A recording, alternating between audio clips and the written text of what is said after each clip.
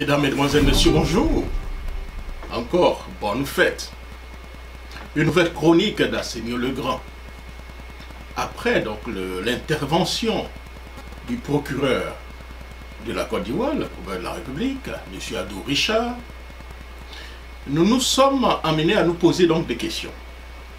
Donc nous livrons cette chronique afin de nous interroger sur la pertinence de la déclaration donc du procureur, surtout au moment où on parle du dialogue national. Politique menée précédemment par le Premier ministre Amadou Gon puis Ahmed Bakayoko, de reprendre, je dirais, dès décembre, la poursuite de ce dialogue politique.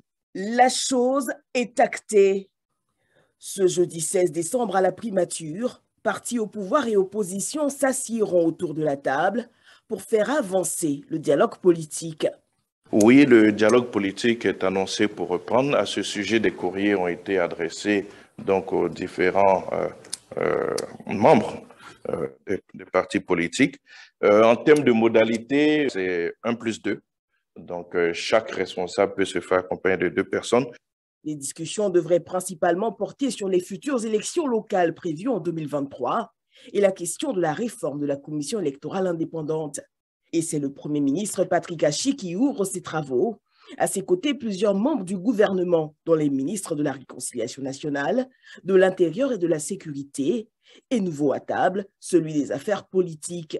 Parfois contesté par l'opposition, voire boycotté, le dialogue politique vise un objectif unique, instaurer un climat sociopolitique toujours plus apaisé.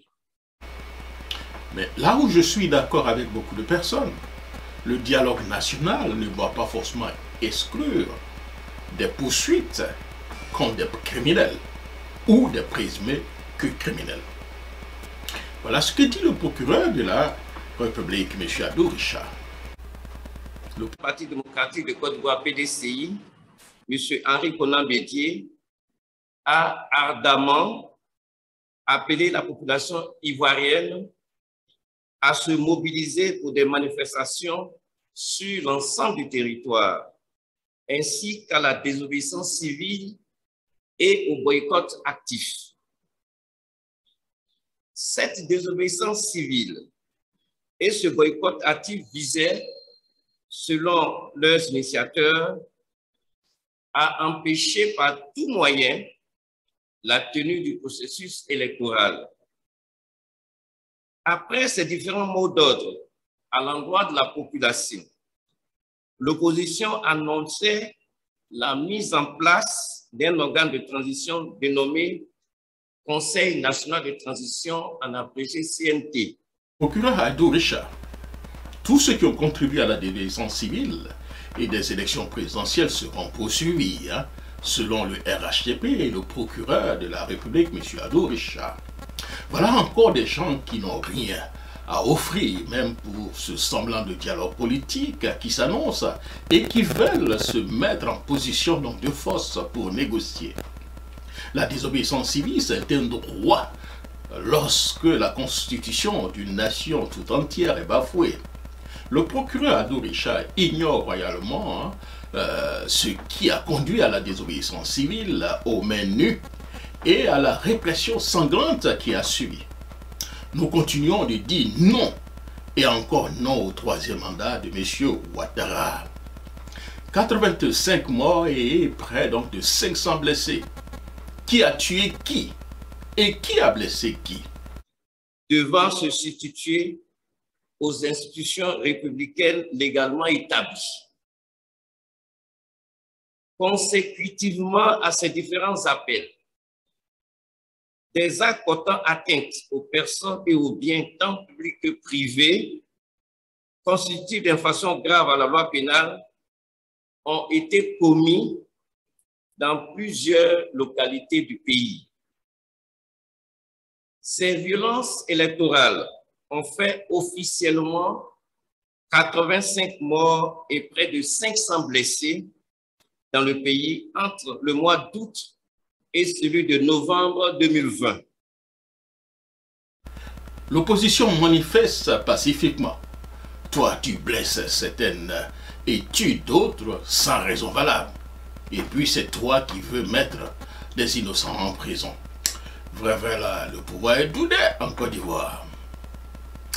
Le bilan, selon des organisations des droits de l'homme, Amnesty International, Human Rights Watch, le bilan, c'était donc le 10 novembre. Hein, le Conseil national donc, des droits de l'homme en Côte d'Ivoire a indiqué hein, que 55 personnes ont été tuées, 282 personnes ont été blessées contre 31, entre le 31 octobre 2020 et le 10 novembre 2020.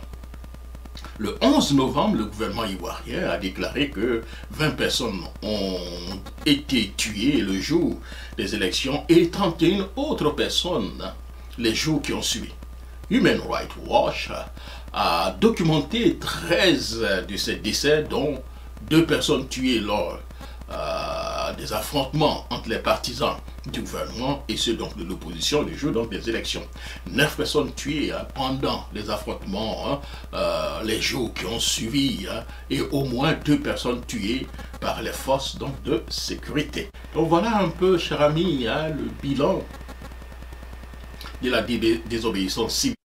Pour investiguer sur ces faits, apporter une réponse judiciaire appropriée aux infractions graves commises et faire suite aux différentes recommandations des organisations internationales des droits de l'homme, Monsieur le Président de la République a, par décret numéro 2020-945 du 25 novembre 2020, créé une unité spéciale d'enquête sur les événements survenus à l'occasion de l'élection présidentielle du 31 octobre 2020. Les investigations menées par les agents enquêteurs de cette unité et qui se sont déroulées sur 6 mois sous la direction du procureur de la République d'Abidjan ont permis de comprendre les principaux incidents graves survenus dans plusieurs villes, notamment Daoupro, Divo, Bonois, Abidjan, Yamoussoukro, etc., et de situer les responsabilités de diverses personnes, soit en tant que commanditaires, soit en tant qu'auteurs matériels des faits. Des magistrats instructeurs ont été également saisis. Les actes de violence ont été commis particulièrement dans le district autonome d'Abidjan et dans les 8 régions suivantes.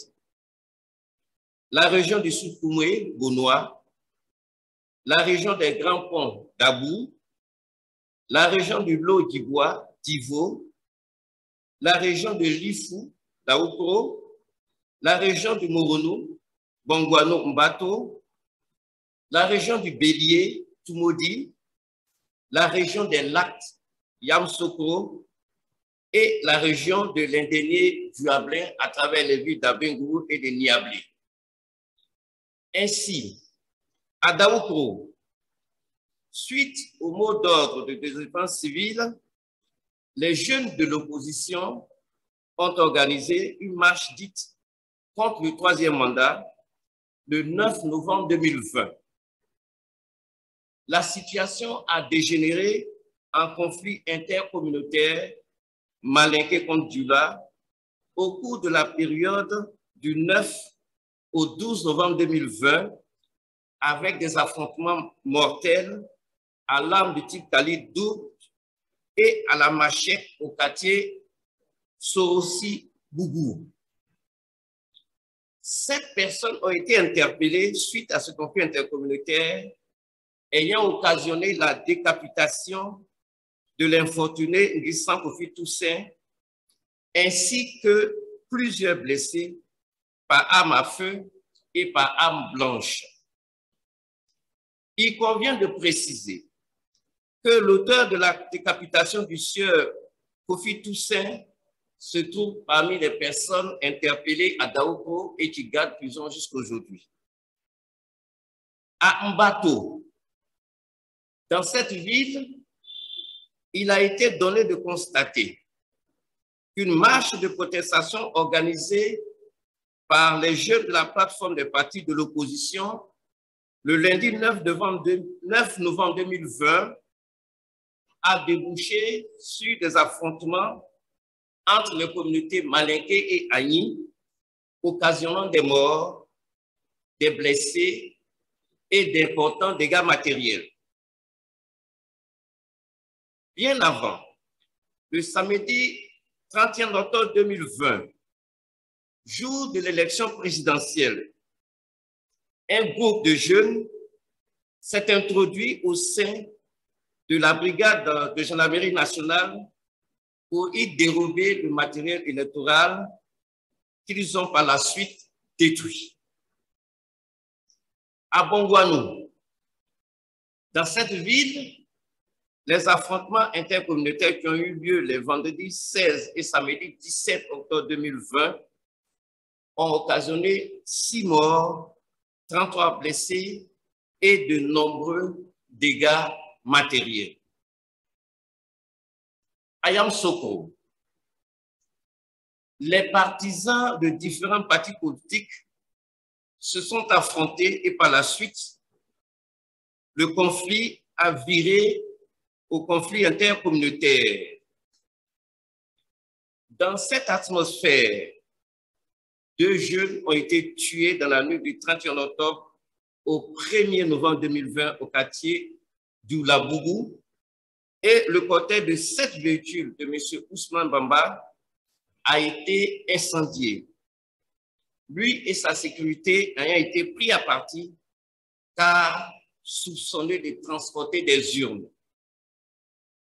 Par ailleurs, le samedi 31 octobre 2020, un convoi de 3 véhicules comportant 3 chauffeurs et 3 personnels de sécurité affectés à la sécurité du ministre chargé du budget et du portefeuille de l'État, M. Sanogo Moussa, avait été pris à partie dans le village de Zata, sur l'axe Bois-Freyam-Soko, aux alentours de 16 heures.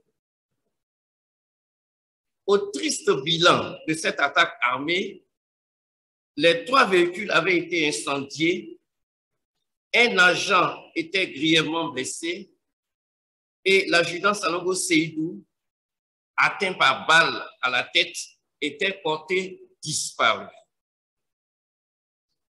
L'audition de ces personnes et les informations recueillies de diverses sources ont permis de découvrir, sur indication des personnes interpellées, le vendredi 20 novembre 2020, un corps calciné, sommairement inhumé à 15 mètres de la route principale, entre les villages d'Aboua, Kwassikro et de Bonzi, à quelques encablures du lieu de l'attaque.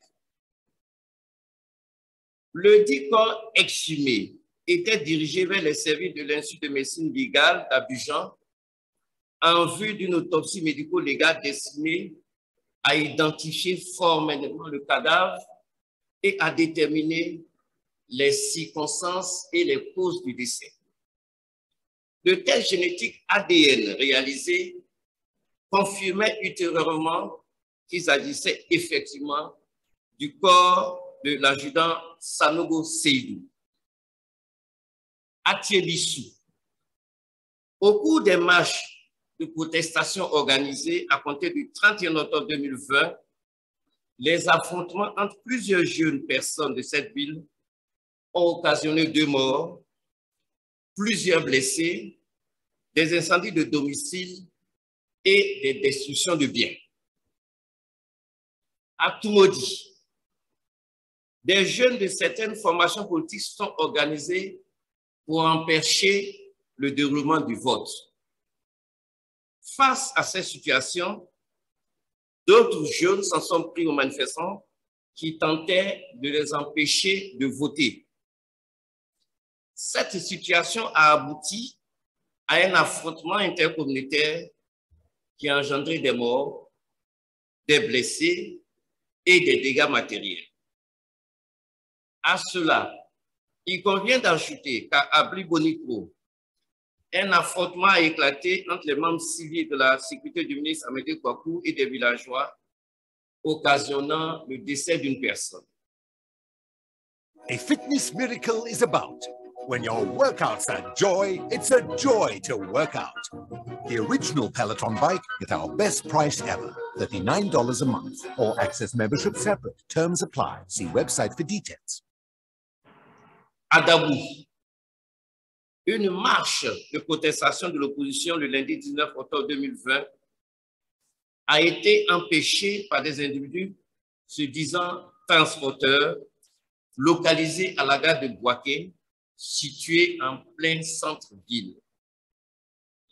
Par la suite, une série d'affrontements s'ensuivait jusqu'à la date du 21 octobre 2020 où 19 personnes, dont 2 non encore identifiées, étaient tuées dans les quartiers de Mangorotou, Niakani et Ward Extension.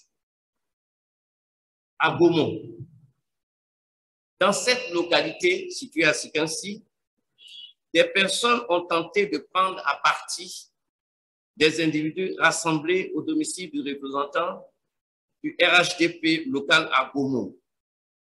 Ce dernier étant suspecté d'entretenir un bureau de vote dans ce domicile. Des affrontements ont eu lieu avec les forces de l'ordre. Ces violences ont occasionné 3 morts, plusieurs blessés et d'importantes destructions de biens. À Divo, des femmes de l'opposition politique, dans le cadre de la désobéissance dite civile, ont organisé une marche de protestation le vendredi 21 octobre 2020. Ces dernières ont été prises à partie à hauteur de la gare routière de Iré par des personnes exerçant dans le transport. Il y a eu affrontement entre des jeunes issus du RHDP et ceux de l'opposition. Cette situation a perduré jusqu'au samedi 22 octobre 2020 et a provoqué également des morts, des blessés ainsi que d'importants dégâts matériels. À Gagnoa, la journée électorale du 31 octobre 2020 a été émaillée d'incidents consécutifs à la volonté des jeunes de l'opposition de cette localité de perturber le vote dans cette commune. Ces événements ont entraîné la destruction du matériel électoral et conduit à des affrontements intercommunautaires ayant entraîné 5 morts, 2 disparus et d'importants dégâts matériels, notamment à Théiri. À Oumé, il y a eu des actes de violence le 31 octobre 2020 entre des personnes désirant exercer leur droit de vote et des jeunes de l'opposition qui voulaient empêcher la tenue du scrutin. Cette situation de tension a entraîné le décès d'un individu, des blessés par arme blanche ainsi que par arme à feu, en plus d'importants dégâts matériels. À Beaunois, dans cette ville, il y a eu 3 grandes marches de protestation les 7, 16 et 17 août 2020 pour répondre au mot d'ordre de désobéissance civile dont les 2 dernières sont transformées en affrontement intercommunautaire marqué par 3 morts, des blessés, la destruction du commissariat de police, la tentative d'assassinat du commissaire de police, le pillage et l'incendie de biens. À Abengourou, à Sankadioko, des individus non identifiés, armés de fusils de type calibre 12, se sont introduits le vendredi 30 octobre 2020 aux environs de 20 h dans le domicile du chef de village et ont emporté les différentes urnes. Par ailleurs, les autochtones Agni ont subi plusieurs attaques le samedi 31 octobre 2020. Au cours de ces agressions, le nommé Kouadio Adjan a reçu la chevaudière d'un fusil calibre 12 et a succombé à ses blessures au centre hospitalier régional CHR d'Abengourou. Toujours en lien avec ces événements, un corps sans vie, formellement identifié comme étant celui du nommé Koné Fossou, a été retrouvé dans la ville de Niablé. Il convient d'indiquer que plusieurs biens matériels ont également été saccagés ou brûlés dans ces localités. À Yopougon, les investigations ont permis de recueillir des informations sur les occupants du Baka Vert impliqués dans les affrontements dans cette commune. Ainsi, le chef opérationnel des individus à bord de ce véhicule lors de l'élection présidentielle serait le gérant d'un fumoir à Yopougon-Ouassakara, actuellement en fuite.